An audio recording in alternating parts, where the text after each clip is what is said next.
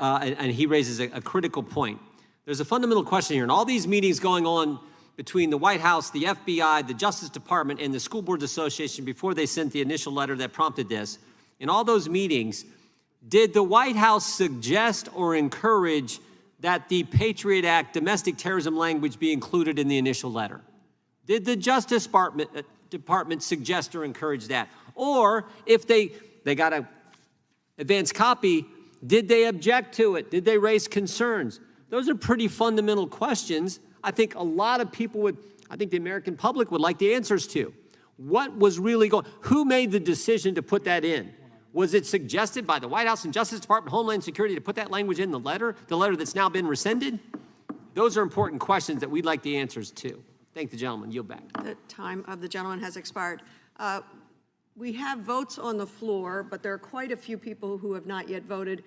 Is anyone else seeking recognition? We could sneak one more in before going to votes. For what reason does the gentleman seek recognition? Move to strike last word. You are recognized for 5 minutes. Thank you. I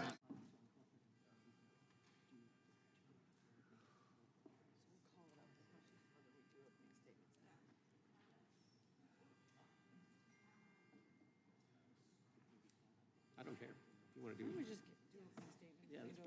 Yeah, I can shorten mine too. Pursuant to notice, I now call up HRES 1239, a resolution of inquiry directing the Attorney General to provide certain documents in his possession to the House of Representatives relating to the October 4th, 2021 memorandum issued by the Attorney General entitled Partnership Among Federal, State, Local, Tribal, and Territorial Law Enforcement to Address Threats Against School Administrators, Board Members, Teachers, and Staff for purposes of markup, and move that the committee report the resolution unfavorably to the House. The clerk will report the resolution. HRES 1239. Without objection, the resolution is considered as read and open for amendment at any point. I will begin by recognizing myself for an opening statement. Like the previous resolution of inquiry, HRES 1239 seeks information related to the Attorney General's memorandum directing the Department of Justice resources to address threats against school administrators, board members, and teachers and staff.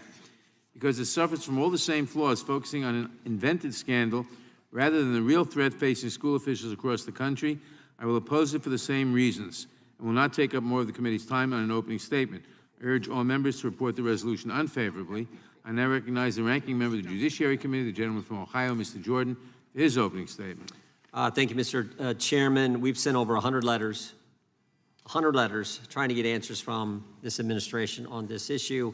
We've sent them to the FBI, to the DOJ, to the U.S. attorneys, to the Department of Education. It's amazing how many agencies were involved in this targeting of moms and dads. You had the DOJ, you had the White House, you had the Department of Education, you had the Department of Homeland Security, and of course you had the FBI. We're simply asking for the stuff from the Justice Department. You all know the history here. We've debated this in the committee, but letter after letter goes unanswered. That's why we're actually pushing this resolution of inquiry.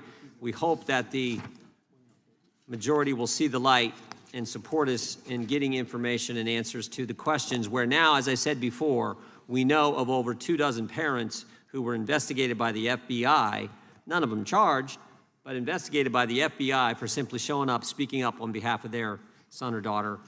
And with that, Mr. Chairman, I would yield back. Without objection, all other opening statements will be included in the record. I now recognize myself for purposes of offering an amendment in the nature of a substitute. The clerk will report the amendment. Amendment in the nature of a substitute to HRES 1239. Without objection, the amendment in the nature of a substitute will be considered as read and shall be considered as base text for purposes of amendment. I will recognize myself to explain the amendment. This amendment makes only technical changes to the underlying resolution, such as capitalizing the words memorandum and task force and using President Biden's complete middle name. Otherwise, the amendment makes no substantive changes. I yield back the balance of my time. Are there any amendments to the amendment in the nature of a substitute? For what purpose does Mr. Johnson seek recognition? Johnson of Louisiana. I'll speak on the... Has every member voted who wishes to vote? Clerk will report. Mr. Chairman, there are 17 ayes and 15 noes. The ayes have it. The resolution is amended as ordered, reported unfavorably to the House. Members will have 2 days to submit views. Without objection, the resolution will be reported as a single amendment in the nature of a substitute incorporating all adopted amendments. The staff is authorized to make technical and conforming changes.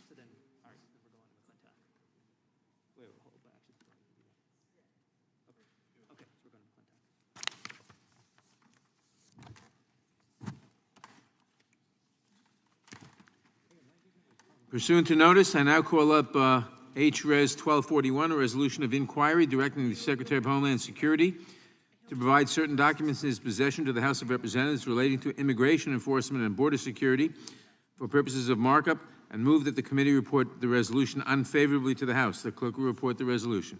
H.Res. 1241 of inquiry directing. Without objection, the resolution is considered as read and open for amendment at any point. I will begin by recognizing myself for an opening statement. H.Res. 1241, introduced by Representative McClintock, directs the Secretary of Homeland Security to provide to the House of Representatives certain documents in his possession relating to immigration enforcement and border security. More specifically, it asks the Secretary to produce all documents relating to the number of individuals on the no-fly list or the Federal Bureau of Investigation's terrorist screening database who have been encountered by United States government personnel at the southwest border or between ports of entry since January 20th, 2021, and the number of those individuals who have been released from the Department's custody. I oppose this resolution for a number of reasons. To begin with, this resolution is completely unnecessary.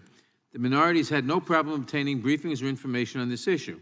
Just last year, Minority Leader Kevin McCarthy asked for and received a classified briefing relating to allegedly concerning individuals apprehended along the U.S.-Mexico border. Further, in July, the Biden administration began posting some of this data publicly on the Customs and Border Protection website. If my colleagues simply look at CBP's website, they would see the number of individuals accounted by Border Patrol who are on the FBI's terrorist screening database for the last five and a half fiscal years. This fiscal year, 16 people in the screening database have been encountered by Border Patrol on the northern and southern border. This accounts for 1/1000% of the people encountered by Border Patrol. This is a lower percentage than those encountered in fiscal year 2018 under the Trump administration. This resolution attempts to paint all migrants as terrorists and should be soundly defeated. If members are concerned about specific security risks, they can ask for a classified briefing on this issue instead of taking up the committee's time with this resolution. I oppose this resolution, and I urge all members to report it unfavorably. I now recognize the ranking member of the Judiciary Committee, the gentleman from Ohio, Mr. Jordan, for his opening statement.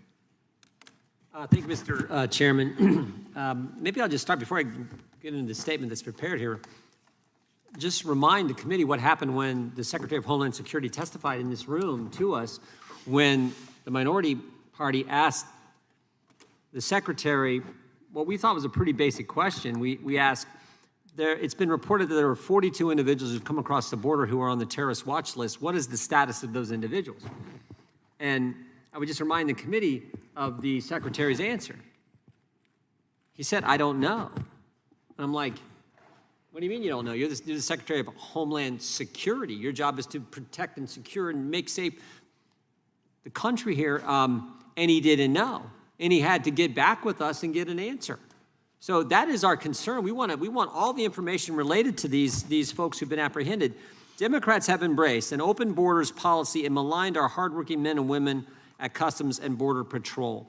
But one thing we should be able to agree on is that people who mean to do harm to our country and our way of life should not be able to bypass screening and simply walk into the United States. We should all want to make sure that terrorists are not sneaking across the southern border, but so far we've not been able to get any meaningful information to assure us that the Department of Homeland Security is taking this problem seriously. Here's what we know. In April, news reports emerged that 2 men from Yemen had been arrested at the southwest border who were identified on the terrorist watch list.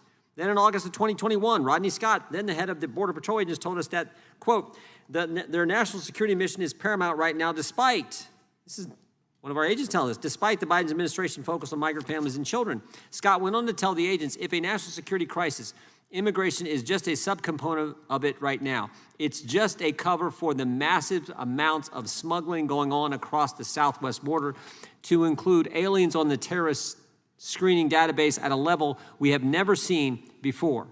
That's a real threat, close quote. January 2022, Scott told the Texas Public Policy Foundation during a panel discussion that U.S. Border Patrol agents stopped 14 non-citizens who were named on the terror watch list and tried to sneak into the United States. On January 27th, this year, an investigative journalist for Deadline Detroit told Fox News that a, quote, Lebanese-born national listed on the FBI's terrorist watch list was released in the United States after crossing the border illegally.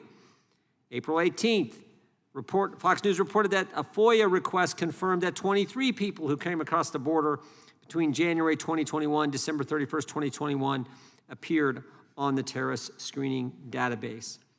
And we know that so far this fiscal year, U.S. Border Patrol has encountered 66 illegal aliens between ports of entry on the southwest border who were listed on that terrorist screening database. This is 51 more than all of the last fiscal year and is exponentially more than in any other recent fiscal year. Think about it. 66 individuals on the terrorist watch list that attempted to get into our country by crossing the border illegally just this year. And those are just the ones we know about. When asked by committee Republicans during the April hearing, as I referred to earlier, the status of these aliens and whether they were detained or released in the U.S. Interior, Secretary Mayorkas couldn't even provide an answer. Given that there have been nearly 1 million known gotaways along the southwest border since President Biden took office, there's good reason to believe that individuals listed in the terrorist screening database have crossed illegally into the United States. It's our job to make sure the DHS has taken this matter seriously. We hope that they are fulfilling their responsibility to protect the homeland, but given this administration's attitude about border security, we're not so sure. That's why it's imperative that the department provide us with our requested information. I hope you support it. I yield back. Without objection, all other opening